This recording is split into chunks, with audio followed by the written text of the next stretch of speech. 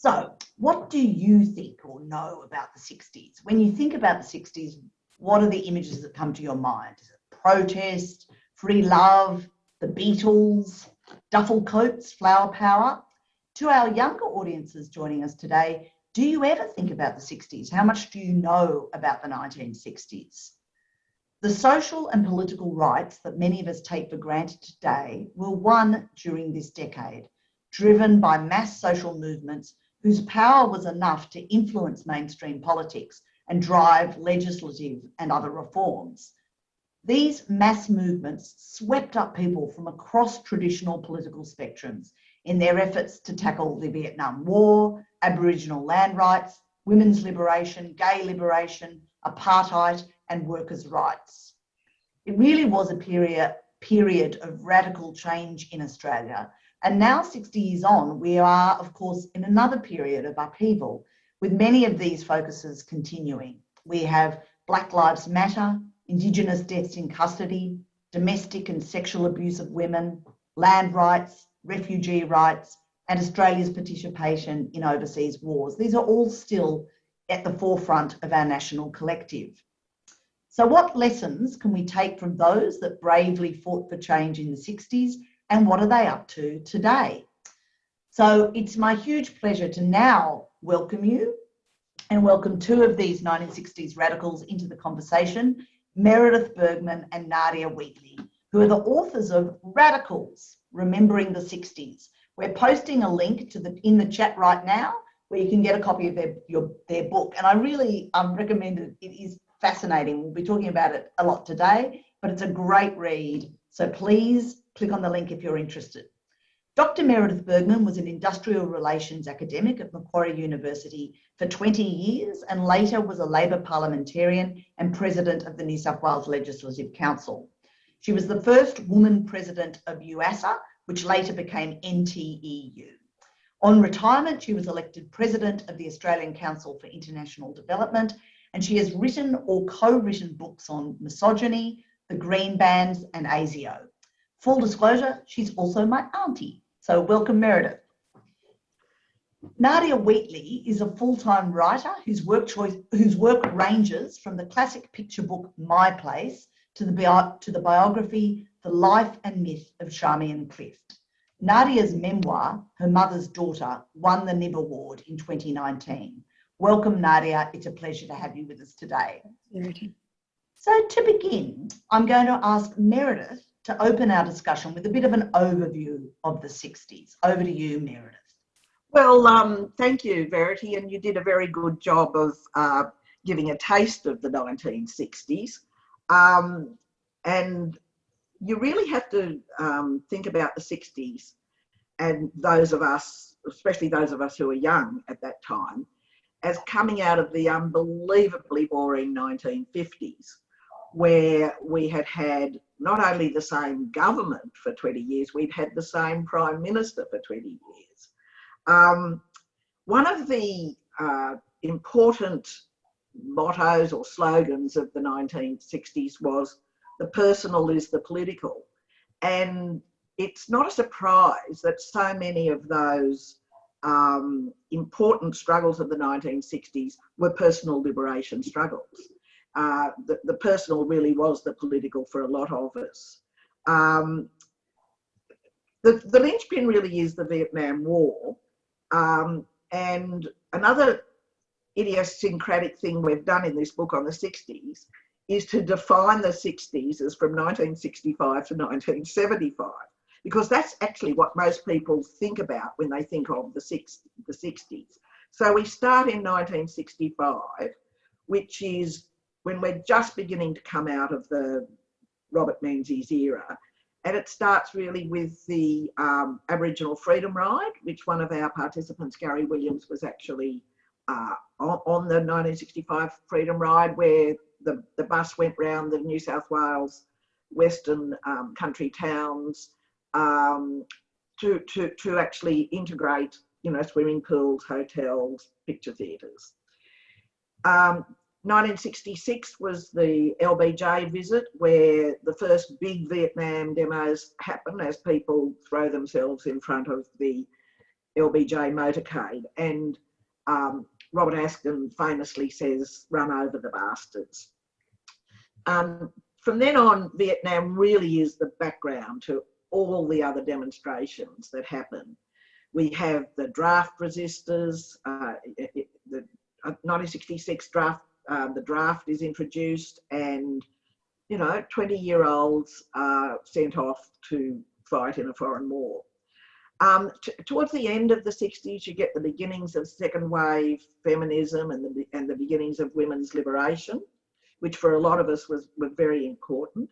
You get, at the beginning of the 1970s, you get gay liberation and camping and those LGBTIQ organisations.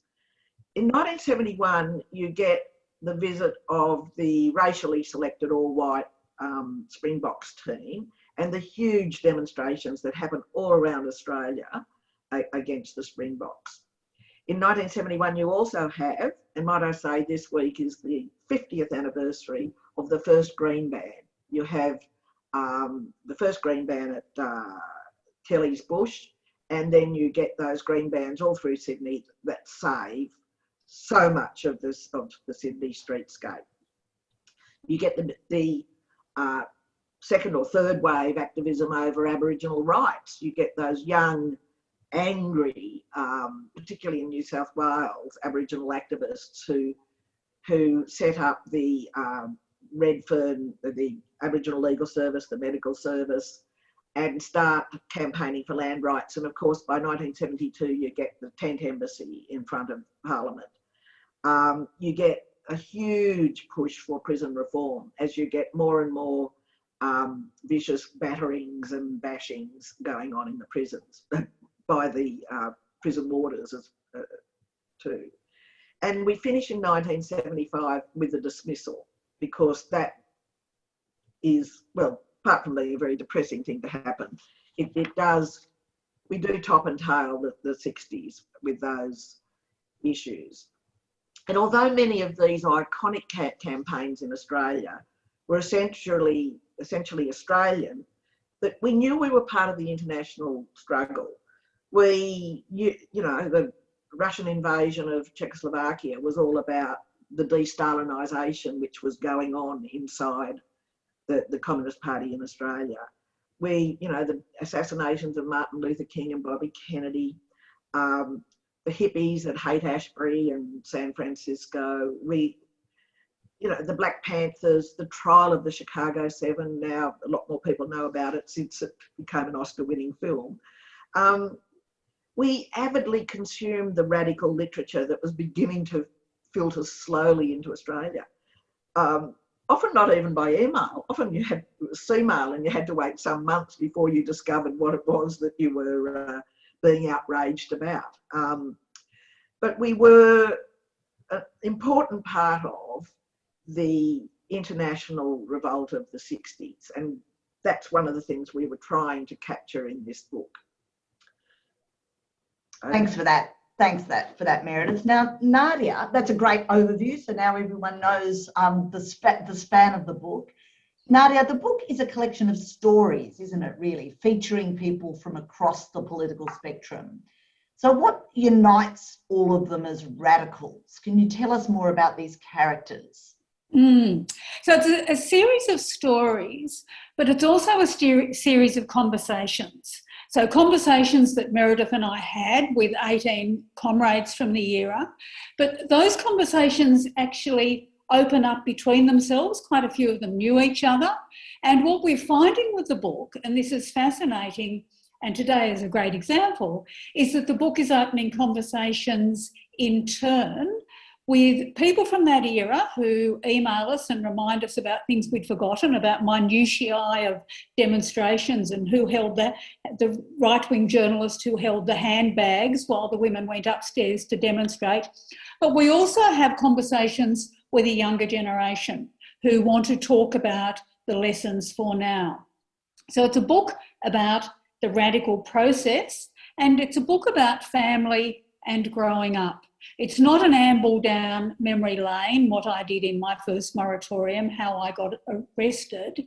It's a story about people who came from conservative backgrounds, Menzies voting backgrounds, Democratic Labor Party backgrounds, and who in response either to the zeitgeist, to the spirit of the time, or in response to a particular issue, changed and rebelled against the political and social and religious values of their family, church, class, and school.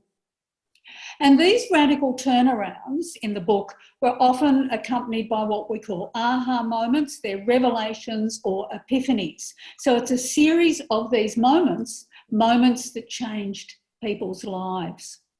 In choosing our subjects, we wanted a variety of people who had a directly political activist way, and also people whose activism was in the arts, or indeed in those, their radicalism was expressed through those 60s things called transcendental meditation, and the particular type of drugs that were around in the 60s, which are rather different from today's drugs. I should also say this is not a collection of oral history transcripts on the page. It's actually stories about these people, and Meredith's story and my own story interweave through them. So I'll just introduce you to some of our exciting characters. Some of the names will be familiar, but you'll know these people as adults and as world-changing adults. We'll tell you in the book about them as young people. So Josepha Zobski, who went on to be Deputy Director General of New South Wales Education, her parents came here as Polish displaced persons in 1949. Her father was a virulently anti-communist man and her mother was devoutly Catholic, and Josepha herself was so devoutly Catholic that when she was a teenager, her priest described her as too serious a Catholic. So Josepha's opening up was through education appropriately, and one particular trigger for her feminism was the book The Female Eunuch by Germaine Greer. So often we have for people a particular book or a particular mentor. Another person is Geoffrey Robertson, who was always a grown-up, was always, I think, at least 40, but he was also once a suburban high school boy whose lifelong opposition to censorship began when on the train he saw private school boys who had an unbowdlerised version of Shakespeare's play The Tempest. First Nations activist Bronwyn Penrith came to realise that you didn't have to be afraid of police when she left her small home in the snowy mountains and came to Sydney and took part in street marches. David Marr, who came from a conservative North Shore family, was a self-confessed late bloomer, but he was outraged in 1975 when the Governor-General was dismissed. Feminist artist Vivian Binns describes herself as a little suburban girl, but she discovered the way to truth when she found herself painting this enormous metre-high psychedelic vagina with teeth that went on to shock the art world. Actor John Darum was a Catholic Melbourne background, but one of the triggers for him was the hanging of Ronald Ryan. And perhaps I'll also just mention journalist Peter Manning, who came to university and refounded the DLP club. So he was so far to the right that he wrote articles for On Histoire supporting the Vietnam War. But through discussions with a radical priest and with Sydney University's leading Trotskyist, communist and anarchist, i.e. three people, not a cumulative political person, Peter completely changed his views and came to realise in his words that it was better to be red than dead. Another one is Margaret Reynolds, who was shocked into an awareness of Aboriginal social justice issues when she saw an Aboriginal man being kicked out of a pub in Townsville. So it's a series of personal encounters that led people to change, to become radicalised. And then in the way of the 60s, and Meredith has run through some of the key issues of that time, someone would be radicalised about one issue and then quickly they would become involved in other radical campaigns and other radical issues. I think that's really interesting, those personal triggers and those aha moments or epiphanies that you talk about. So I'm going to ask each of you now. I'll start with you, Meredith. What were the personal triggers for you? What turned you into a radical? Well, I've always said that my radicalisation really was absolutely Vietnam. I always, whenever the Vietnamese delegations came to the New South Wales Parliament, I always explained to them that I wouldn't even be there if it wasn't for the war in Vietnam. I was going to be a famous Australian novelist, and of course wasn't going to be doing the things that I ended up doing. So my aha moment was Vietnam, and I really assumed it would be for all the other characters in the book. You know, there's 20 characters that we look at, and surprisingly it wasn't. There were all these other things going on in the 60s that radicalised people, but for me it really was Vietnam. I came from a loving but on the surface Menzies supporting family in Beecroft and Cheltenham, and in those days those two suburbs were absolutely homogeneous. I had never even spoken to a Catholic until I got to university, and you know, I'd been to a Anglican all-girls school on the North Shore.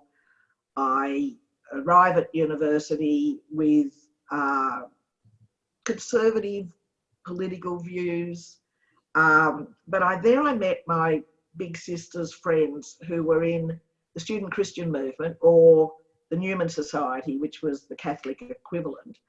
And I remember coming home and saying to my mother, "Oh, there are all these Catholics at university." And she said, "Yes, dear, there is a lot in the world." But I was that shocked to be talking to Catholics. They were anti-Vietnam, and I was very taken by their arguments. And I started to worry about whether or not I should be part of a society that was sending young men overseas to kill other people in my name. And it was that whole thing about, is this a correct and proper war? So it was quite an intellectual change that was happening, but it was all absolutely magnified by the fact you'd come home every night and there on the boxy little TV set in the corner of your room, you would see dead people. It was the first time ever that they actually showed bodies on television. It was never done during the other wars, and it was pretty confronting for a nice little Anglican girl from Beecroft. And then I started realising that the government was lying to me too, because you won't remember this, but there was the famous Gulf of Tonkin incident, and it came out more and more that the Americans had lied, and then the Australian government had lied, and that sort of stuff, really upset me. And I started to think to myself, well, is the government lying to me about other things? Maybe they are lying about what's happening in Aboriginal reserves, and maybe they are lying about their support for apartheid and things like that. But my actual conversion, I've realised, was actually very sudden. All these things were worrying me. And I remember waking up one morning and thinking, oh, I know, I'm a socialist.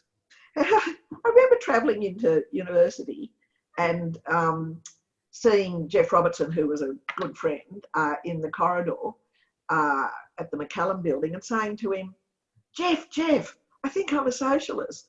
And he said, oh, don't be silly, Meredith, we're all socialists. So that was my aha moment. And from then on, Vietnam took over our lives. It actually took over our lives. I don't think I did any academic work. By 1968, I think nothing was happening except our continual going to demonstrations, being arrested, sitting in law courts waiting for your case or your friends' cases because you had to be witnesses in their cases. I have spent probably hundreds of days sitting in those law courts. And so for me, it very much was Vietnam. Yeah, that's really interesting. And Nadia, was yours Vietnam as well, or did you have another triggering incident or other triggering incidences? It was Vietnam, but I sort of really need to sketch in my family background as well, because as we've said, this is a book about growing up and the radicalisation happening in response or in reaction to families.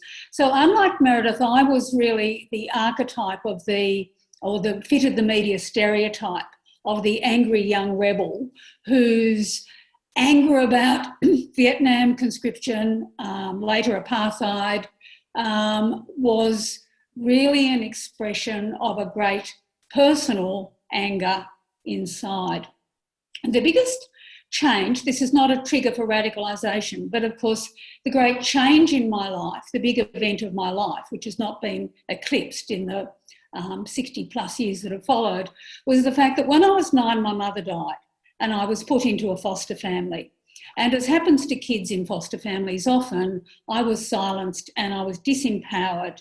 And in the way of the 1950s in particular, I think, there was no expression for grief. There was no such thing as counselling or discussion for a child.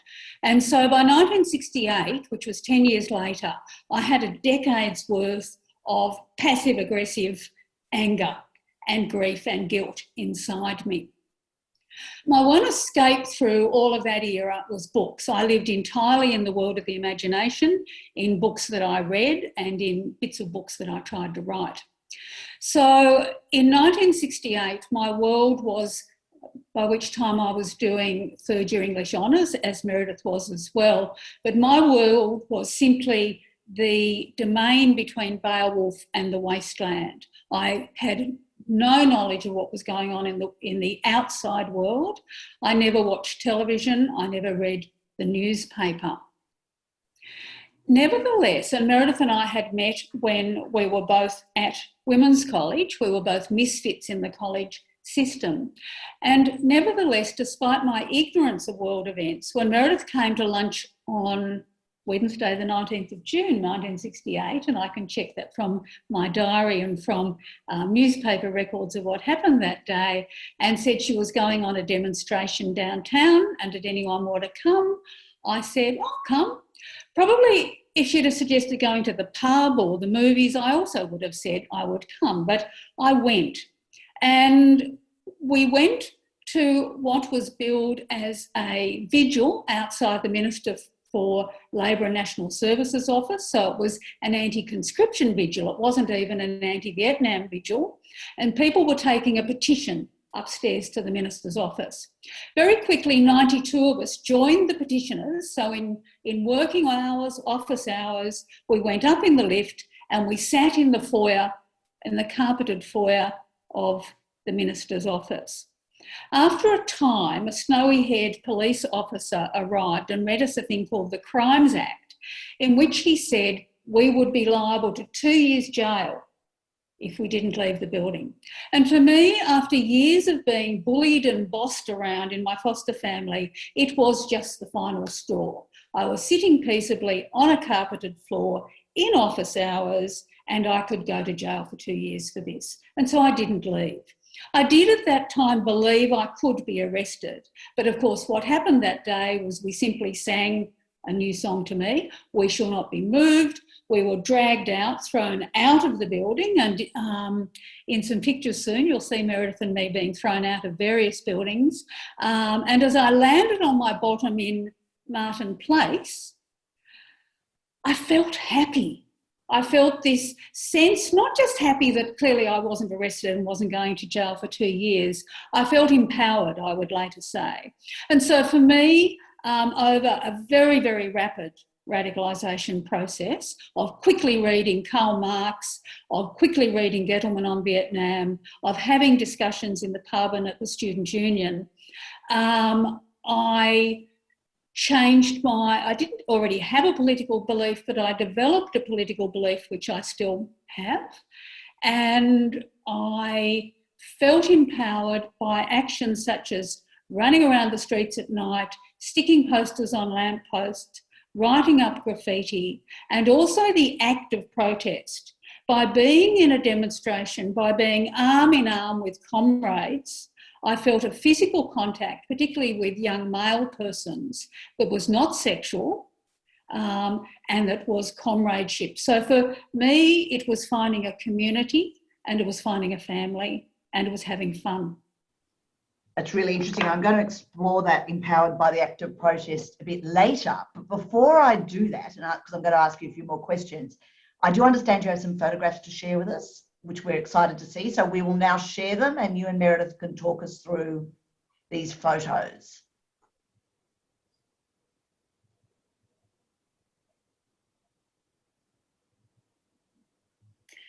There you can see us on our headbands wearing the badges of the National Liberation Front. So that was the most radical badges that you could wear. It showed support for what was seen as the enemy, the Viet Cong. And on the cover of the book, the flags that you'll see the demonstrators carrying are NLF flags. Next one. Now, this is Nadia and me being removed from various places. And the thing that we have to always tell people is we were both living in women's college, and one of the rules at women's college was that you couldn't leave the college wearing trousers. You had to be wearing a dress or a skirt. And what I always think is very interesting is that we stuck to those rules while we were out there being arrested for, you know, crimes against the Australian criminal law. We still stuck to the women's college rule of having to wear a dress. And that meant that whenever we were arrested or dragged out of a building, the only thing that worried us was whether our knickers were showing. And you can see that on some occasions this worked and on some occasions it didn't. Another knicker showing episode. I put this slogan, this news cutting in because of the headline, which says police arrest 6 in a city riot. In fact, there were only 6 people in the demonstration, so it was pretty easy to have a riot in those days. But the point was that for your younger participants today, just remember that we didn't have social media. So the only way we could make news was by going out and getting arrested, serially being arrested, as Meredith has explained, and capturing the news headlines. We'll get the next picture, we'll see what the city riot was.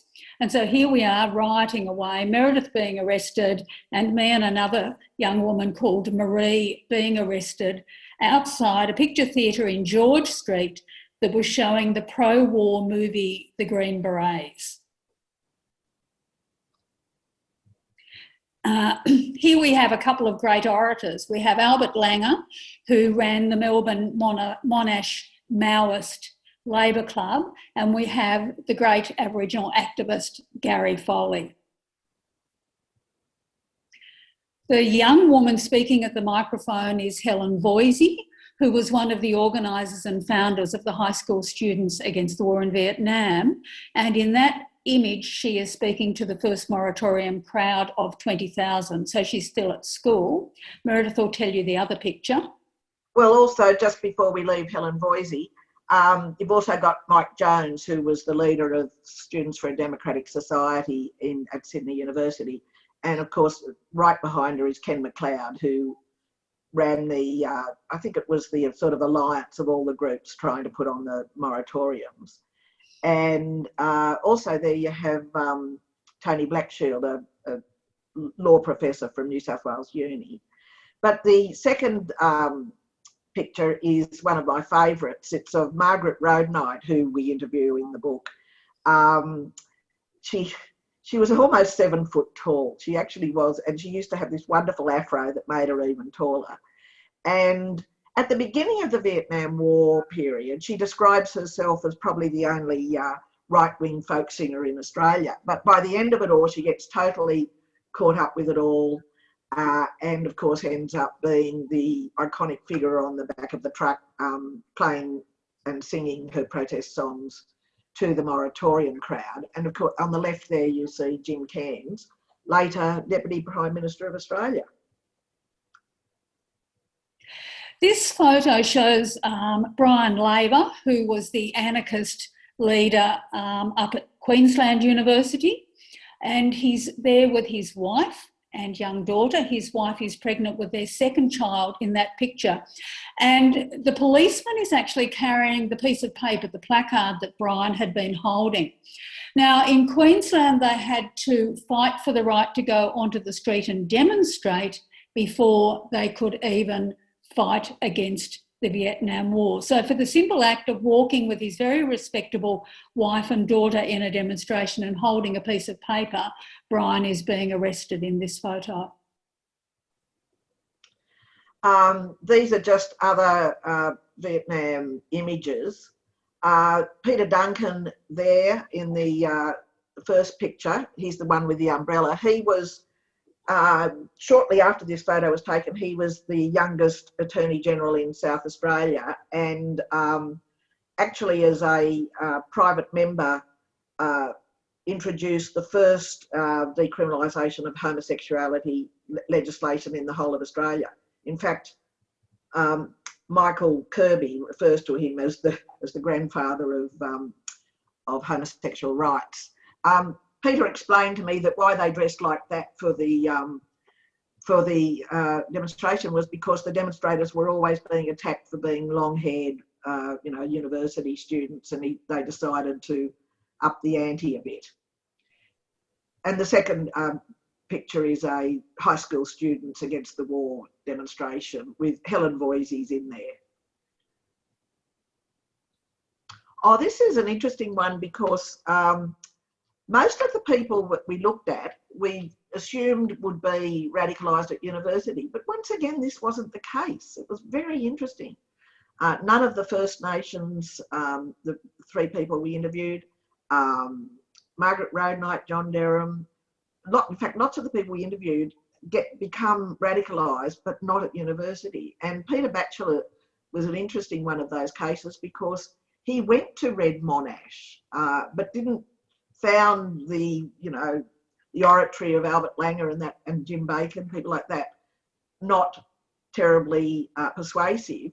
But in his holiday job, he worked in a mattress factory, and he becomes so involved in the industrial ferment at that time that he ends up working at the mattress factory for the next couple of years, and eventually ending up being involved with the trade union movement and eventually he was the Minister for Transport in a Labor government for many years. So he was totally radicalised just by the industrial ferment of the time.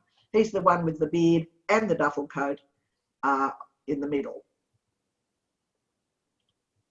Okay, just a bit of recreation. We've got Albert Langer leading a very quiet life at a picnic, and Robbie Swan, who got arrested for growing 600 marijuana plants. So he represents our transcendental meditation and drug aspect in the book. In fact, the photograph I'd love to put in was a naked picture of him doing but it wasn't a good enough photo. Robbie later created the Sex Party with Fiona Patten, which is now called the Reason Party, and of course Fiona is a Victorian Member of Parliament. And I was very relieved because he's sort of quite well known as being the person who defends adult non-violent erotica. When we interviewed him, I thought, oh dear, we're going to have to talk a lot about sex. But when I said to him, what radicalised you in the 60s, he was very clear that it was drugs.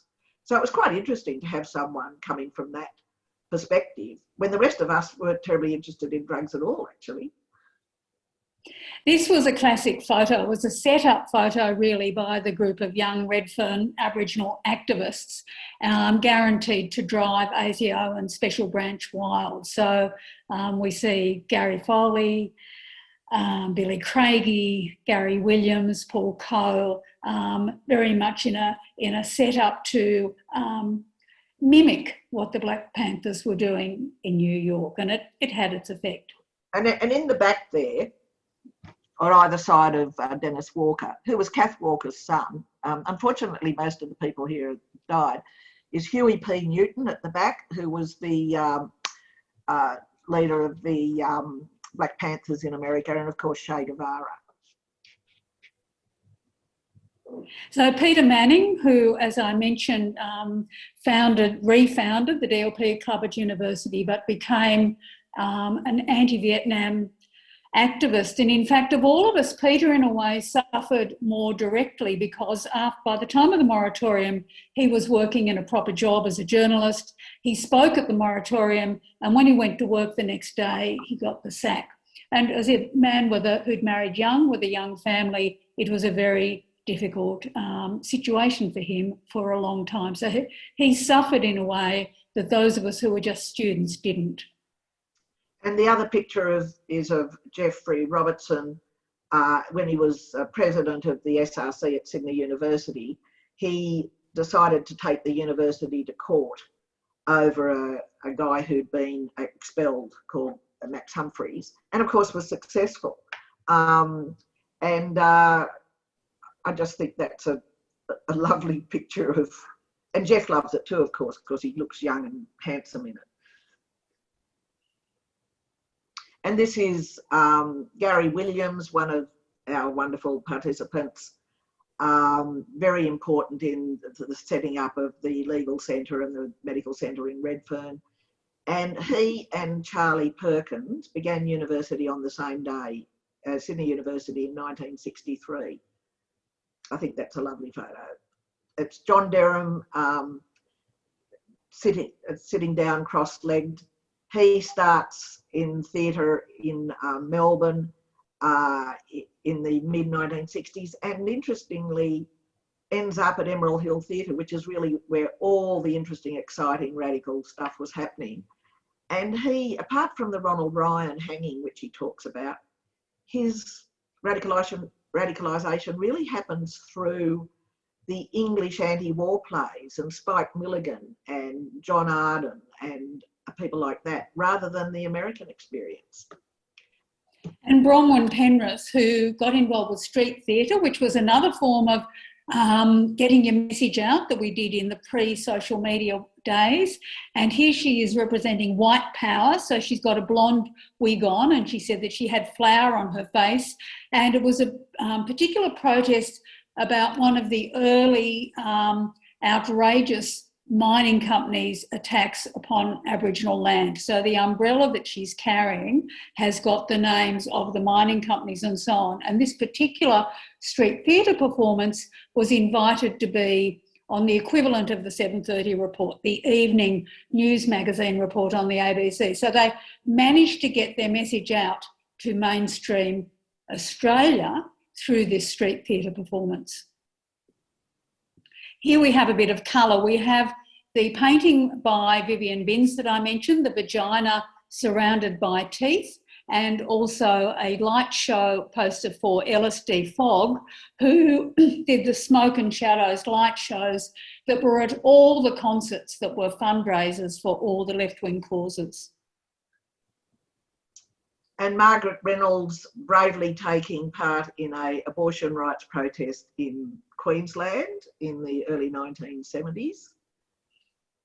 And Josefa Zobski, who is part of a protest. In those days, we even had to protest about the right of women to drink in public bars. So a group of feminists went across the harbour to Manly one day and took on the guys at the pub, and there she is standing up to someone with extreme body issues. These are both photographs from the Springbok tour. And the one of Gary Foley really did flash all around the world, that photograph. That's him in the parking lot outside where the Springboks had their, where the Springboks were staying in Bondi Junction, which just happened to be about 100 yards from where a house full of Aboriginal activists lived. So it was very useful. And that's me being arrested at Manuka Oval in Canberra for, once again, a Springbok match. And I only found out when we were doing this book that what I was arrested for was something that Gary Foley and Gary Williams had actually done, which was cutting the wire. I couldn't work out why I was arrested, because I was actually just standing there with my arm through my mother's, because my mother had been totally radicalised by this stage too. And this is just us keeping up the struggle on Invasion Day 2020, which we just put there to remind you that we're still doing it. And finally, the book cover again. So the book cover encapsulates the sense of confrontation. So it was a photo taken from Old Parliament House, looking out on a demonstration against Spiro Agnew, who was the Vice President of America. And as I've mentioned, it's got the NLF flags there. And I was arrested at the Spiro Agnew demonstration too, charged with fighting in the grounds of the War Memorial.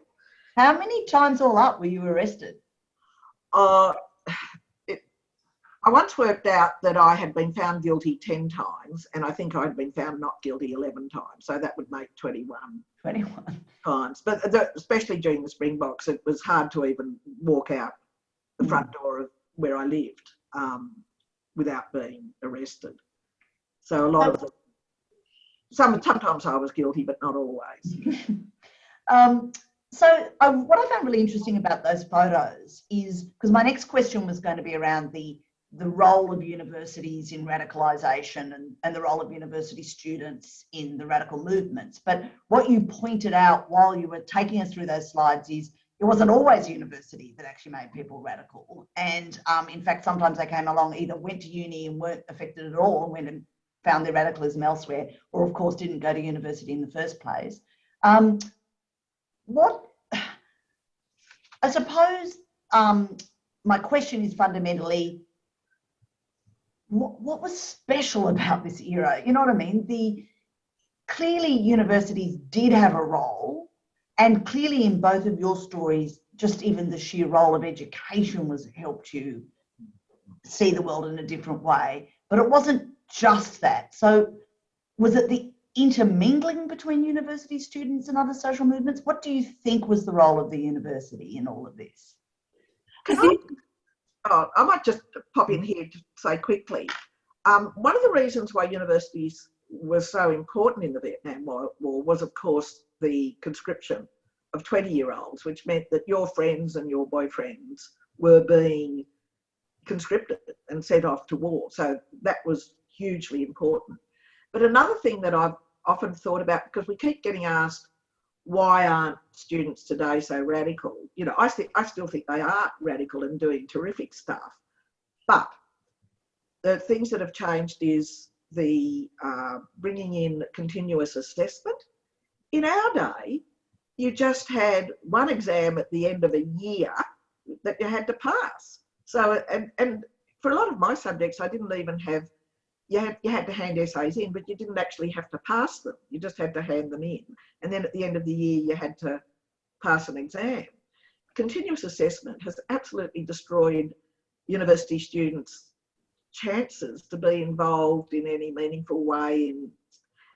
Plus, in our day, we had something called the Teachers College Scholarship, which gave you not only free university, but then gave you a stipend to live on while you went through university, with the result that most students didn't have evening jobs. Yes, they'd go off at Christmas and get jobs then, but the way university students today have to go off and have other jobs in order to put themselves through uni, that just didn't happen. So university students had a lot of spare time.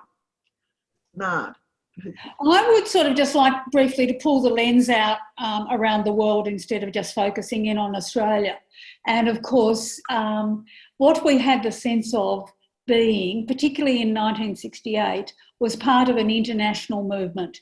And so you would see university students at the Sorbonne, you'd see university students at Berkeley, California, university students in Japan. And so you were simultaneously part of this international student revolt.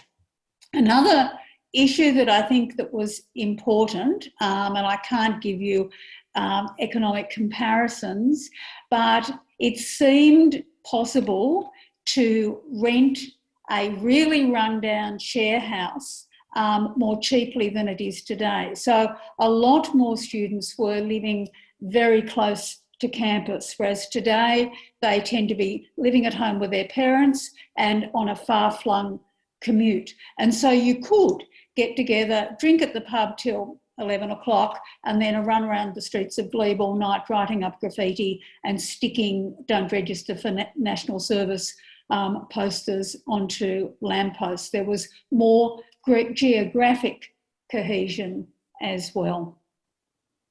That wonderful photo showed of Charlie Perkins and his friend on the 1963. That's an interesting point. So Aboriginal and Torres Strait Islander students. So we've got a question from an audience member, Emily Dawson, who asks, were these movements associated with advocating for the rights of Aboriginal and Torres Strait Islander students at the time? Look, there was a group called ABSCOL, which was about scholarships for Aboriginal students. But the group of young activist Aboriginal, the sort of Gary Williams, Gary Foley, Paul Coe, Billy Craigie, that lot, they weren't students. They were about land rights. Whenever we talked about rights, it was about land rights, and also anti-police activity against Aboriginal Australians. So I think we mainly met them through our political activity. Although the interesting thing is that Gary Williams, when I asked him about whether he had gone on Vietnam demos, he just said no, that he saw Vietnam as a white fella's war, which was really interesting. But then he says, however, he got totally involved with the anti-apartheid struggle and the Springboks because he saw that as being about racism. So there was a lot of intermingling of the issues. Nadia, do you have anything to add to that?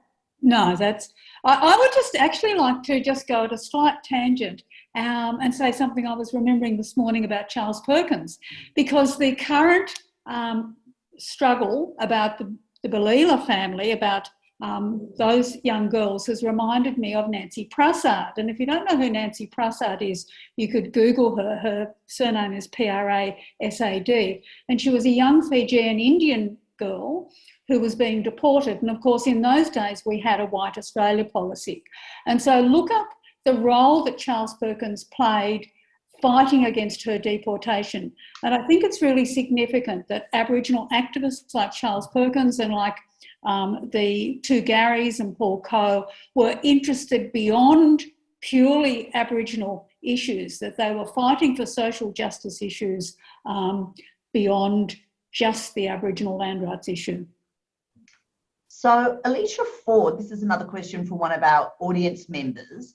She says it's an interesting point about those who suffered more or perhaps were more established in their careers and adult lives and possibly had more to lose through their involvement in radical activism. So she's pointing out that point you made about Peter Manning, Nadia. She says, notwithstanding the need for bravery or the absence of fear in social movements, what lessons can we take forward for impactful activism now in ways that will make a difference, but perhaps without resulting in us getting arrested? Well, as Nadia says, the reasons why we had to get arrested in some way was it was the only way you got any coverage at all. These days you have social media. You have huge platforms where you can get your message out and your story out. And you just got a video, you're doing something, stick it on YouTube and there people can see it. In our day, unless the mainstream media covered what you were doing, nobody knew that you were anti-Vietnam or something. So it really, being arrested really was a way of drawing attention to your issue. But yeah. Maybe I'm just a grumpy old woman, but I've been feeling lately that the ease of just going on to hashtag this or Twitter that or Instagram has the danger of enabling people to feel good too easily, as if they're taking a radical act in 3 seconds just by clicking on something. And the turning up, going in the march, making those physical human connections is what's really important. And I think that's what we've seen in the Me Too movement, particularly in the Black Lives Matter movement and in the international protests over climate change. I still think maybe you don't have to get arrested, but turning up and going in the marches, putting in the time is still really the bottom line of importance. I think I went in the school strike for the climate march. It was actually the last year's one, I think. Anyway, it was the one that was absolutely enormous down at Domain. And I remember thinking that although I was still pretty cynical that the government would actually react to it, I personally felt so much better and so energised from standing amongst a whole lot of people who felt the same way as I did. There's something about the morale boosting impact of being around a whole lot of people who feel the same way about a certain cause. But also seeing how young they were and how funny their posters were. I just loved that. I felt the same way. I came home thinking the world was in good hands. Yeah, it gives you hope. So Barry Niverson Smith has asked a question. He's got the most votes at the moment. And his question is, workers' rights to strike seem to have taken a dive in recent years. Can you comment on the changes in society that have led to this? Well, a preponderance of Conservative governments has meant that even when Labor governments get in, they don't really get enough time to properly protect workers' rights. And I agree. The green bans of the 70s would not have been able to happen under present industrial relations legislation because of secondary boycott legislation and no right to strike, all those things. And it's to do with the lowering of union density, the fact that fewer and fewer workers are actually in unions, and that means that the right to protect the right to strike even is damaged. I think the actual answer to all that, of course, is another 3 or 4 Zooms. Yeah, that's right. We might do another one to talk about it today. So do you think, and we're almost at time, so I'll start to wrap it up, but do you think, and I know this is a question you've been asked before, that you run the risk of taking a glorified or rose-tinted view of the 60s? So there was lots, of course, that was wrong with the 60s. It was a really shamefully racist era for Australia. The stolen generation was happening throughout the 60s, the ongoing removal of First Nations children. So is this a glorified view? What do you think? I think it's a hopeful view. I think that it maybe is a very positive view, but we just wanted to give people hope and to see that you can make change, that you can go out to change the world and you can do it. Meredith? Yes, certainly. Oh, there were things about the 60s that were terrible. I mean, we had a shocking government that was doing the most dreadful things and the most paternalistic and colonial. And I mean, Menzies really did belong in the 40s rather than the 50s. He was so old-fashioned. And issues like censorship, we weren't allowed to read D.H. Lawrence. So yes, it was but the fact that it was so terrible is why the radicals happened.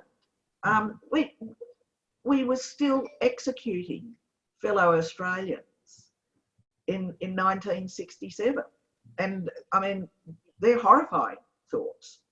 But whether we're rose-coloured about the radical movement that arises out of that bad political background, of course it's rose-coloured. We were young. Everything was better when we were young.